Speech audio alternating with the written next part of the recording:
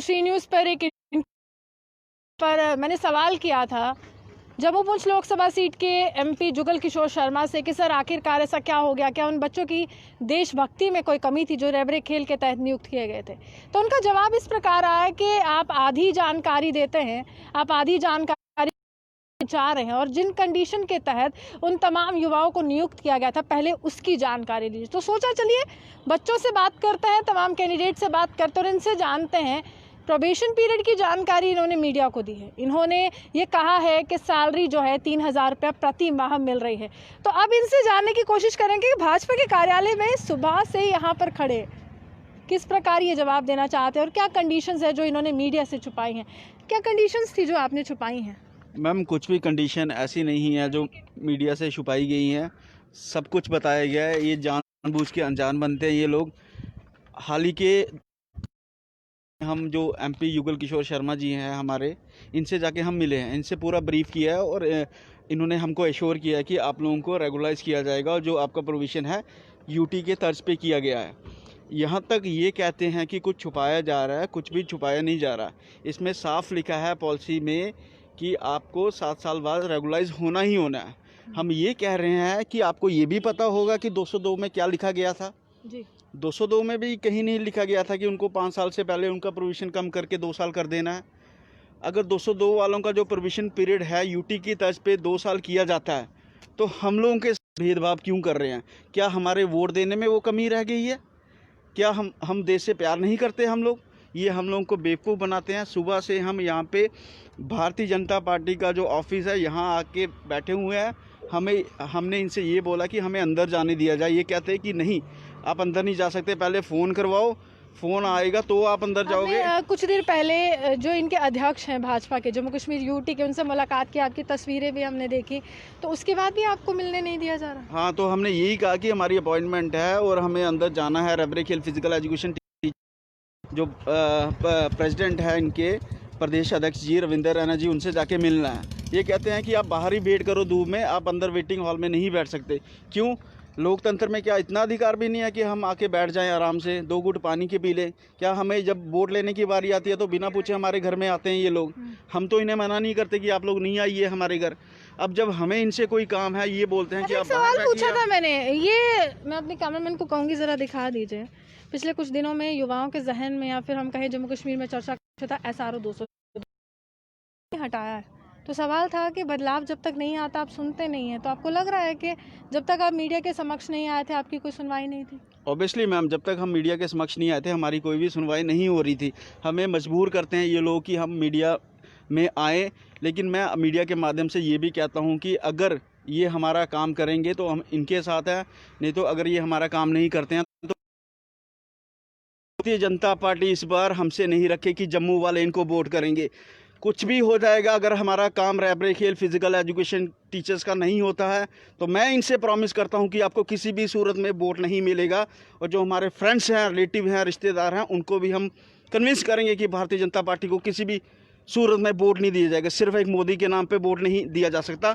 आपको काम करना होगा, युवाओं की सुननी होगी, जो एम्प्लॉय है उनकी सुननी होगी, उनके काम को आपको करना होगा, तब जाकर आप वोट के हकदार होंगे, नहीं तो आपको वोट नहीं दिया जाएगा। सीधी सी बात। मेरे को बताइए कौन सी ऐसी कंडीशन थी कि जो हमने पूछ लिया और हमें कंडीशन पता नहीं है? मीडिया को क्या आपने बेखबर रखा था?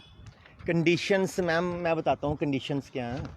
कंडीशन ये है हमारी कि हमने आफ्टर 12th अपनी डिग्रीज़ की, बीपी एड की, MP एड की, MPhil की, PID की, लड़कों ने नेट सेट क्लियर किया हमारे टीचर्स ने।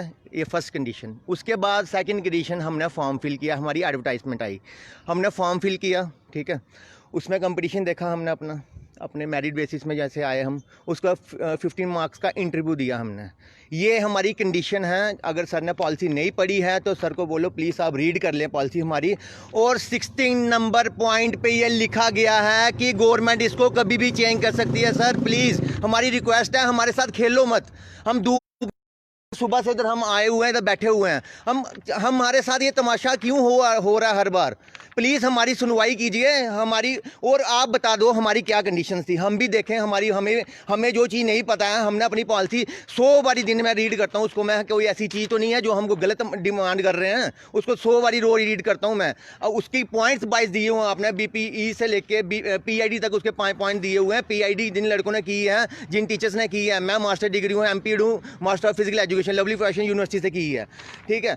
तो अब हम कौन सी कंडीशन बताएं, और क्या आप बता दो अगर कंडीशन रखी हुई है जो हमें नहीं पता है। हमारे साथ ऐसे भेदभाव नहीं करो सर, हमारी डिमांड्स फुलफिल करो।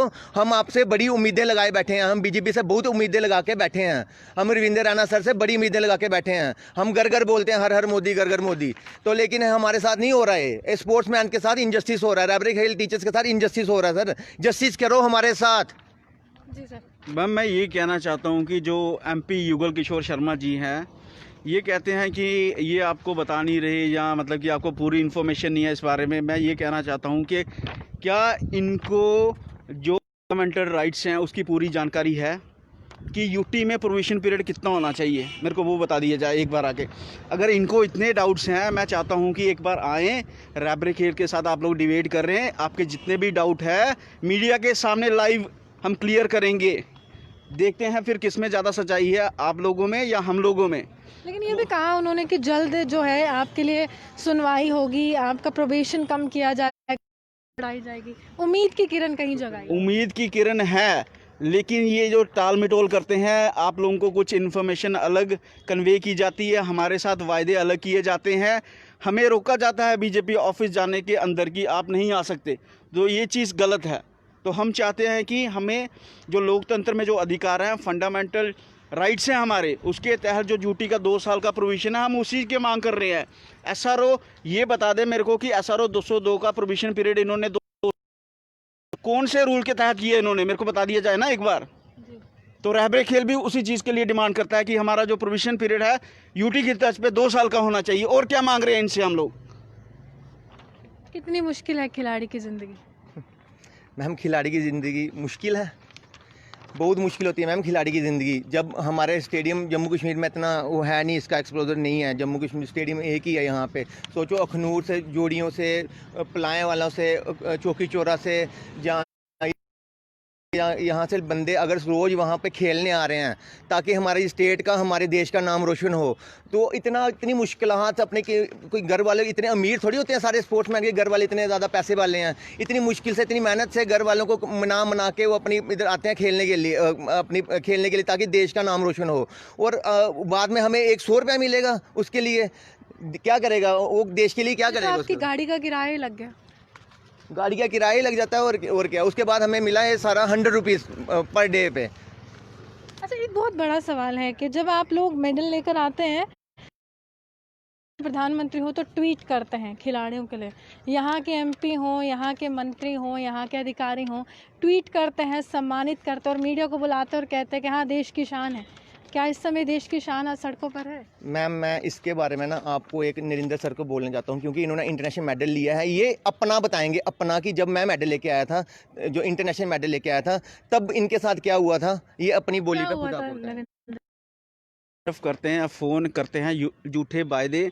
मैं अपनी कॉन्स्टिट्यूंसी की बात करता हूँ, विजयपुर कॉन्स्टिट्यूंसी की।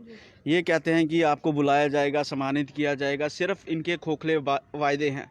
अगर हम जम्मू कश्मीर UT को पंजाब से कंपेयर करेंगे, हरियाणा से कंपेयर करेंगे या फिर दिल्ली से, तो उनके सामने ये कहीं भी ठहरते नहीं हैं। वहाँ पे जो हमारे स्टूडेंट गोल्ड मेडल जीत के आए हैं, वो कम से कम 1-1 लाख रुपया उनको सरकार की तरफ से मदद मिली है, और यहाँ पे 1 रुपये की मदद नहीं दी गई है। और इतनी को कहना पड़ रहा है, इन्होंने कभी आज तक BJP के किसी भी लीडर ने हमको बुला के कभी भी सम्मानित नहीं किया कि आप लोग जम्मू कश्मीर का और भारत के लिए गोल्ड मेडल जीत के आए हैं, तो हमें खुशी है, हम आपको सम्मानित करते हैं। लेकिन आज तक BJP के किसी भी MLA, MP, MLC या किसी और नेता ने कभी भी नहीं बुलाया। बहुत शर्म की बात है ना। और मैं एक चीज़ बताना चाहता हूँ आपको, ये कहते हैं कि हम जो है जम्मू कश्मीर के सभी युवाओं को मेन स्ट्रीम में लाना चाहते हैं। मैं मेन स्ट्रीम में 100 रुपया प्रतिदिन देख के तो युवा नहीं आ सकता। आप खुद ही देख लीजिए, जो लोग पत्थरबाजी करते हैं क्या चीज़ होती है उधर, इनको सब पता है।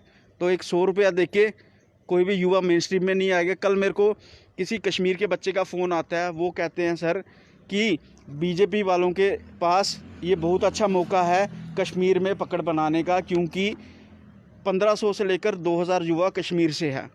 अगर ये हम लोगों का काम कराते हैं रैबरे खेल का, तो उनकी जितनी भी फैमिलीज़ हैं वो इनके साथ जुड़ती हैं। तो वो सीधा वो कह रहे हैं कि सर जो हमारा रोजी आएगा, अच्छा काम करेगा, हम उसी को वोट देंगे। वही है ना, मतलब मैं कह रही हूँ कि उम्मीद तो वही है कि खाना है और शेल्टर चाहिए, खाना चाहिए, रहने को घर चाहिए, यही उम्मीद है, एक आम आदमी की उम्मीद है। लेकिन ये तमाम नेता जो होते हैं शायद उन उम्मीदों से परे हो जाते हैं। जब इलेक्शंस होती हैं तब बहुत हर घर तक आते हैं, हर घर का दरवाज़ा खटखटाते। नरेंद्र, आप मुझे एक बात बताइए कि ये किस तरह से अब ये जो समीकरण बना है, क्या लग रहा है भविष्य आपको? भविष्य क्या लगा है मैम, मैं आपको बताता हूँ कि अभी ना मेरे स्टूडेंट्स मुझे कॉल करते हैं। अभी थोड़े 12th का रिज़ल्ट आया है, बच्चे मुझे कॉल कर रहे हैं कि सर हमने बीपीई में एडमिशन्स लेनी है, आप हमें गाइड करो कि हम कहाँ पे जाएं, पंजाब जाएं, क्योंकि हमारे जम्मू में बीपीई यहाँ पे नहीं होती है, तो इसके लिए हमें पंजाब या बाहर जाना पड़ता है। उसके बाद बीपीएड एमपीएड यहाँ पे हमें मिल जाती है। तो बच्चे मुझे कॉल कर रहे हैं कि सर हमें लेनी है एडमिशन, क्योंकि मैं बच्चों को गाइड करते रहता हूँ। बच्चे जो स्पोर्ट्स में बड़े ज़्यादा अच्छे हैं हमारे स्टूडेंट्स, उनको मैं गाइड करता हूँ हमेशा कि आप जो एजुकेशन है वो भी फिजिकल एजुकेशन के रिलेटेड करना, ताकि आपको कल को आप कोई चीज़ या इसी में जाओ। तो ताकि जब जहाँ बंदे का टीचर किसी उसी के रिलेटेड अगर कुछ करेगा तो वो उसी में ज़्यादा नाम कमाएगा। अब मैं ये सोच रहा हूँ कितने दिन से कि यार अगर वो करेंगे बीपी या ये सब कुछ करेंगे, अपने स्पोर्ट्स को बढ़ावा दे रहे हैं, सब कुछ कर रहे हैं, लेकिन एंड में क्या मिलेगा उनको? Per day 100 rupees. मैं ये सोच रहा हूँ अगर वो मेरे इंटरव्यू देख रहे होंगे, वो मुझे कॉल करके बोलेंगे सर नहीं, हमें नहीं करना है ये सब कुछ, हमें नहीं स्पोर्ट्स में आना। मैं तो कहता हूँ कि पेरेंट्स हमें बचपन में मारते थे कि पढ़ो पढ़ो पढ़ो, चुप करके पढ़ो, कुछ और करो, डॉक्टर इंजीनियर बनो।